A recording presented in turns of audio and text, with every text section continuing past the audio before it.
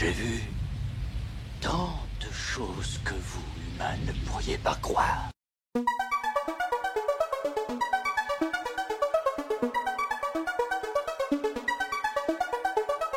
Salut les fans de fiction, bienvenue dans ce nouvel épisode de notre podcast dédié à la littérature de science-fiction. Je suis Olivier et je vous accompagne aujourd'hui à la découverte d'un autre roman de SF. Aujourd'hui, c'est une autrice qui est à l'honneur et que nous allons redécouvrir. Il s'agit de Margaret Atwood et de son incroyable roman La Servante écarlate. Un récit qui décrit un futur dystopique dans un monde où la religion domine la sphère politique, le tout dans un régime totalitaire où les personnes sont catégorisées et ont des rôles très spécifiques, mais surtout un monde où les femmes sont dévalorisées jusqu'à l'asservissement. Ce roman, qui a marqué des générations et qui continue de résonner fortement dans notre société contemporaine, La Servante écarlate de Margaret Atwood, qui a été publié pour la première fois en 1985, rendez-vous compte, eh bien ce roman totalement dystopique a non seulement capté et captivé les lecteurs par son intrigue fascinante, mais a aussi suscité d'intenses réflexions sur des thèmes essentiels tels que la liberté, le pouvoir et le contrôle des corps. Alors installez-vous confortablement, comme d'habitude, et préparez-vous à explorer les multiples facettes de cette œuvre emblématique. Pour vous donner un peu plus de contexte sur La Servante écarlate, c'est un livre qui nous plonge dans un futur proche où une théocratie totalitaire appelée la République de Gilead a pris le pouvoir aux États-Unis. Cette société, régie par des principes religieux extrémistes, utilise les femmes comme des outils de reproduction dans un contexte de crise de la fertilité. Je vous avais prévenu que le sujet du livre était lourd et pourtant il a été créé par l'esprit de Margaret Atwood et grâce aussi à sa merveilleuse façon de nous immerger dans son texte en quelques lignes seulement. C'est incontestablement un roman que l'on commence à lire et qui est très difficile à lâcher avant d'arriver à la dernière page. Bon, le thème central du roman est donc le contrôle du corps féminin, vous l'avez compris maintenant, et ce par le biais de structures de pouvoir oppressives. Les femmes sont catégorisées en fonction de leur utilité reproductive. Il y a les épouses, les Martha, ce sont les femmes de ménage, et les servantes écarlates dont le seul but est de porter les enfants des dirigeants de ce monde. On ressent immédiatement que Atwood dépeint une société où la liberté individuelle est sacrifiée sur l'autel de la survie collective, mais uniquement sous les termes définis par une élite patriarcale dominante. C'est une réflexion sombre sur ce qui pourrait arriver lorsque les droits humains fondamentaux sont supplantés par des régimes totalitaires. Ces régimes exploitent souvent des crises économiques, sociales et sécuritaires pour consolider leur pouvoir, imposant des restrictions sévères sur les libertés individuelles, voire les libertés collectives.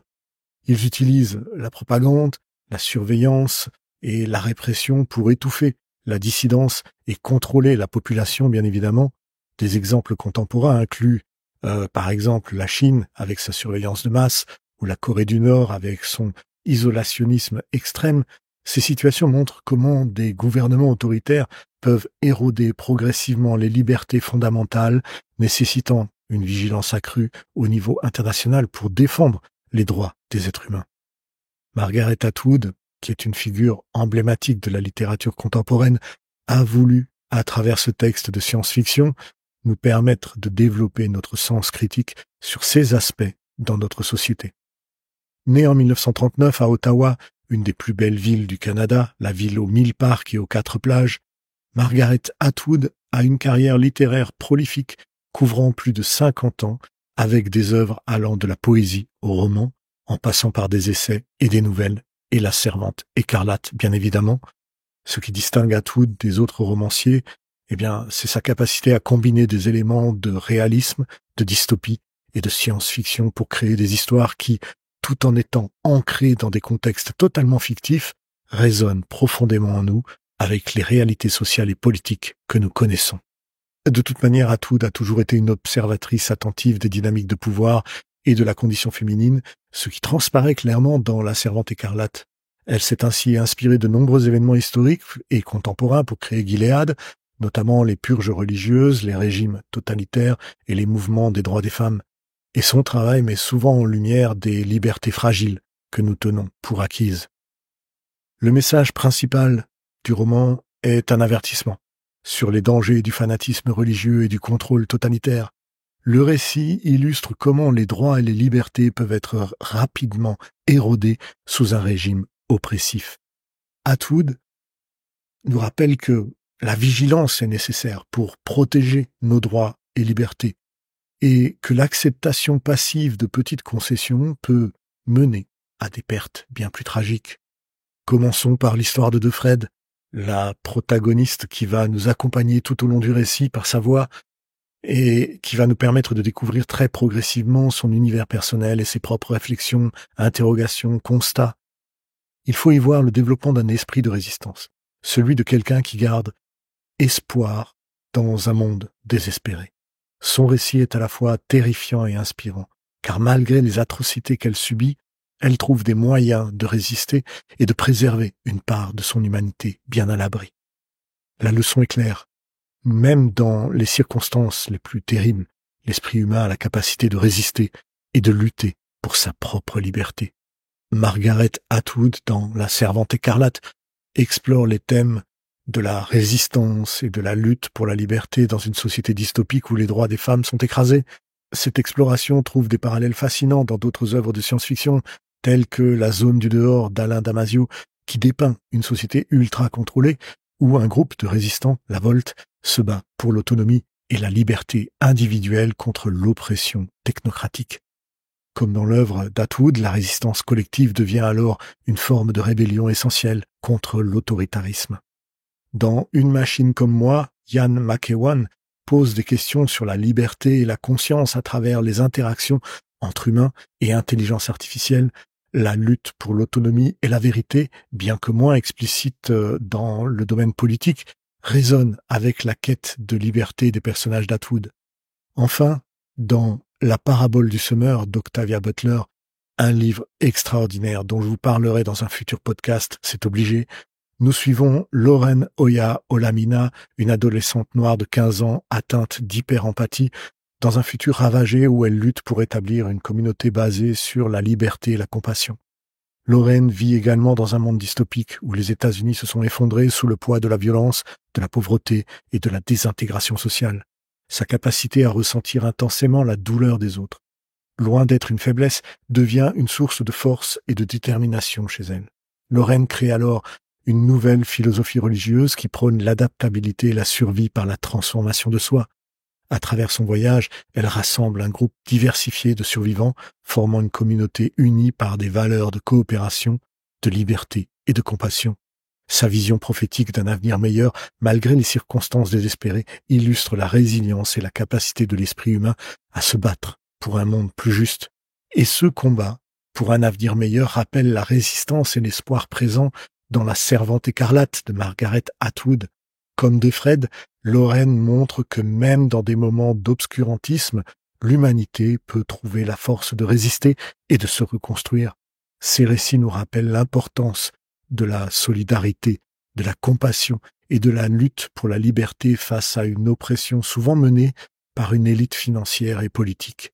Ces œuvres, tout en explorant différents contextes et enjeux, partagent une thématique similaire, la capacité de l'esprit humain à résister et à lutter implacablement pour sa propre liberté, même dans les circonstances les plus oppressives. La morale de La Servante écarlate pourrait être résumée ainsi: ne prenez jamais vos libertés pour acquises. Le roman souligne bien évidemment l'importance de la vigilance et de l'engagement civique pour protéger ses propres droits, les droits humains. Atwood montre comment une société peut sombrer dans l'oppression et la violence lorsque ses citoyens deviennent complaisants ou indifférents face aux injustices qui se multiplient. De plus, La Servante écarlate nous pousse à réfléchir également sur la question du consentement et du contrôle du corps, en particulier celui des femmes. Le roman met en évidence la nécessité de protéger l'autonomie corporelle et de lutter contre toute forme d'exploitation et de contrôle, voire de soumission. D'ailleurs, pour mieux comprendre les dynamiques de pouvoir et de résistance dans le récit, il est essentiel de se pencher sur les personnages principaux et leur rôle dans la société de Gilead. Je vous parlais de Defred, Offred dans le récit original. Cette protagoniste et narratrice du roman est une servante écarlate. Son nom, De Fred, indique qu'elle appartient à Fred, son commandant. À travers ses yeux, nous découvrons les horreurs de Gilead et sa lutte pour survivre et retrouver sa propre liberté. De Fred est un personnage complexe, à la fois vulnérable et résilient. Elle incarne la lutte pour la dignité et l'autonomie dans un monde oppressif. Le commandant, quant à lui, est un des architectes de la République de Gilead, et il est surtout l'homme à qui De Fred a été assigné. Oui, assigné. Je vous avais dit que le roman était difficile dans certains aspects. Le rôle du commandant dans la société de Gilead et ses interactions avec De Fred révèlent vraiment toutes les hypocrisies et les contradictions qui se perpétuent dans ce régime. Et au fur et à mesure, nous allons découvrir que malgré son pouvoir, il est également prisonnier lui-même des structures qu'il a contribué à créer. Un autre personnage intéressant est celui de Serena Joy, l'épouse du commandant, qui était autrefois une fervente défenseur des valeurs traditionnelles de Gilead. Elle fut cependant marginalisée et frustrée par le système qu'elle a aidé elle-même à instaurer. Sa relation avec De Fred est complexe, marquée par la jalousie, le ressentiment, mais aussi une forme de solidarité féminine dans la souffrance. Rien n'est jamais simple et évident dans ce monde. Il y a aussi le chauffeur du commandant, Nick, qui devient un allié précieux parce qu'il voue un intérêt romantique pour De Fred. Son rôle alors devient un peu plus ambigu. Est-il un espion de l'État ou un véritable ami? Nick symbolise cette incertitude et cette méfiance qui règne en permanence dans Gilead. Enfin, je terminerai par les tantes, qui sont des femmes qui sont chargées de superviser, endoctriner, former, voyez ça comme vous voulez, les servantes écarlates. Elles sont les féroces instruments de l'oppression patriarcale utilisant la violence et le conditionnement pour maintenir l'ordre. Tante Lydia, en particulier, est une figure redoutable, justifiant la brutalité du régime par des arguments religieux et propagandistes. Pas très glorieux comme expérience, ce récit, et pourtant, il est passionnant. Outre le contrôle des corps et la surveillance totalitaire, dans La Servante écarlate, nous explorons plusieurs thèmes secondaires, très intéressants également, qui enrichissent encore un peu plus la complexité de l'univers. Par exemple, Atwood nous montre comment le contrôle de la langue est un outil primordial de pouvoir. En Gilead, la langue est manipulée pour contrôler et surtout réprimer. Par exemple, les servantes sont nommées d'après leur commandant. De Fred appartient à Fred, effaçant ainsi leur identité personnelle et propre. Il y a un tel matraquage d'idées, que ce soit dans les rituels religieux et les slogans répétés, par exemple, « Ni Dieu ni diable, béni soit le fruit que la femme porte en son sein que le Seigneur ouvre à l'élu, aux bénéficiaires de sa miséricorde. Les autres, tant pis, les autres servent, les autres se taisent, les autres baissent les yeux. » Toutes ces paroles servent à endoctriner et à légitimer l'oppression en place. Mais malgré cette répression, vous vous en doutez, des poches de résistance existent en Gilead. Les personnages comme Moira, une ancienne amie de Fred, et les réseaux clandestins montrent que l'esprit de résistance ne peut être complètement écrasé. La solidarité entre les femmes, bien que fragile, est souvent brisée par la peur et la trahison. C'est aussi un élément crucial de cette lutte invisible contre le despotisme. De Fred est donc la voix de l'histoire, je vous le disais. Elle se souvient souvent de sa vie d'avant, des moments avec sa famille et des libertés qu'elle prenait pour acquises à ce moment-là. Ces souvenirs sont une source de réconfort et de douleur, mais aussi une forme de robustesse obligée pour continuer d'espérer. Sa mémoire devient un acte de rébellion en soi qui lutte à ses côtés contre l'effacement systématique de l'identité et de son histoire personnelle. Gilead est un monde horrible, oui, qui se présente comme une société pieuse et moralement supérieure, peut-être. Mais Atwood nous en dévoile les hypocrisies et les abus de pouvoir qui se cachent derrière cette façade. Dans cette dystopie, les commandants et autres dirigeants enfreignent très souvent les règles qu'ils imposent aux autres, révélant que la corruption et la manipulation sous-jacente du régime est un des rouages précis qui permet de faire tenir ce système en place. Il est intéressant de noter que Margaret Atwood a commencé à écrire La Servante écarlate en Allemagne de l'Ouest, à Berlin en 1984, une époque où le mur de Berlin divisait encore la ville. C'est dans cet environnement, sous surveillance constante et où les divisions politiques prédominaient, que Atwood a certainement trouvé le terreau pour faire croître l'ambiance extraordinaire de ce roman. De plus, Atwood a toujours insisté sur le fait que tout ce qui se passe dans le roman a une base historique. Elle a puisé dans des événements réels, des régimes totalitaires, des pratiques de contrôle des femmes et des purges religieuses pour créer un monde fictif, mais terriblement plausible. Par exemple, l'idée des tentes formant les servantes écarlates s'inspire ouvertement des femmes qui ont collaboré avec des régimes répressifs pour maintenir l'ordre et imposer des normes patriarcales. Cette idée s'inspire dans une réalité historique où, dans divers contextes, des femmes ont collaboré avec des régimes répressifs. Par exemple, dans l'Allemagne nazie, certaines femmes ont participé activement à la Gestapo ou travaillé comme gardiennes dans les camps de concentration. Dans d'autres contextes, comme les régimes fascistes ou certaines dictatures, des femmes ont également occupé des postes de pouvoir, aidant à faire respecter des normes strictes et oppressives, souvent dirigées contre leur propre sexe. Ainsi, Atwood utilise les tentes pour illustrer comment l'oppression peut être internalisée et perpétuée par les mêmes groupes qui en sont victimes, soulignant la complexité des dynamiques de pouvoir et de complicité dans des sociétés totalitaires. Les tentes représentent une forme de collaboration féminine à la perpétuation de l'oppression masculine, montrant que la résistance à l'injustice n'est pas toujours universelle et peut être minée de l'intérieur.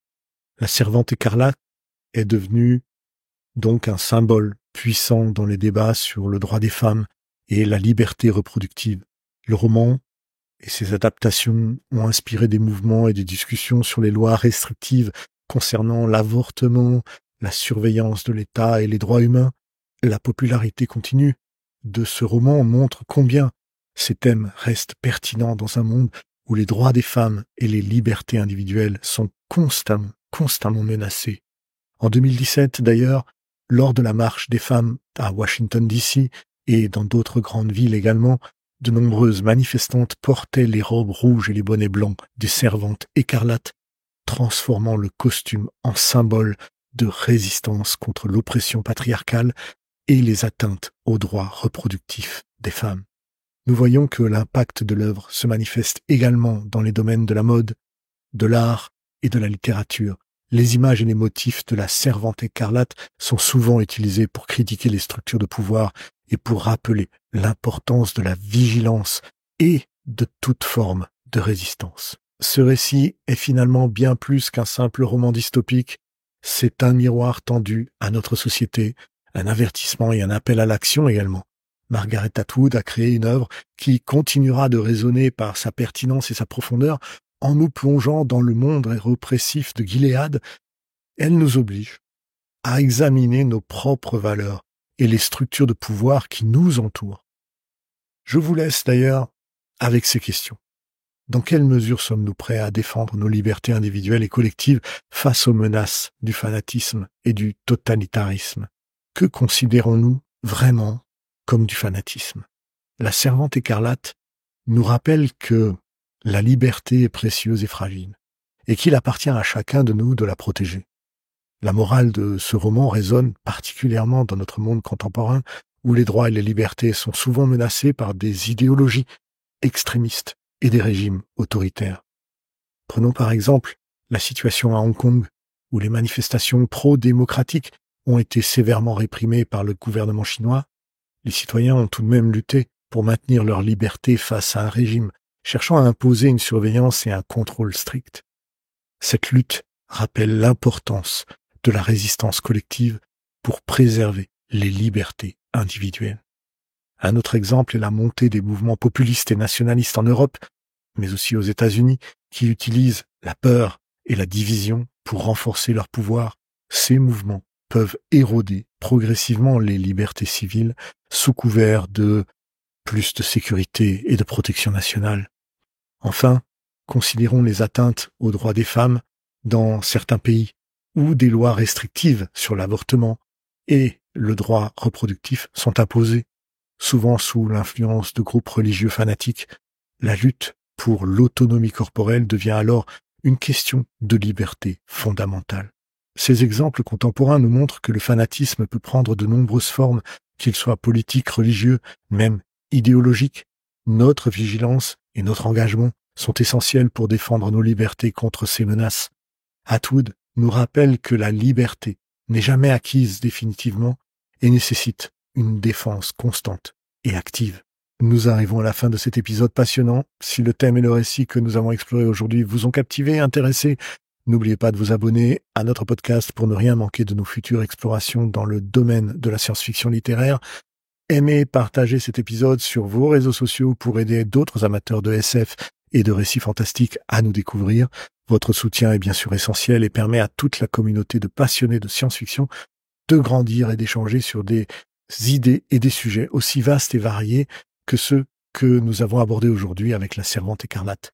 Merci d'avoir écouté tout l'épisode et à la prochaine pour une nouvelle aventure au cœur de l'univers fascinant de la science-fiction. C'était Olivier. À bientôt, les fans de fiction.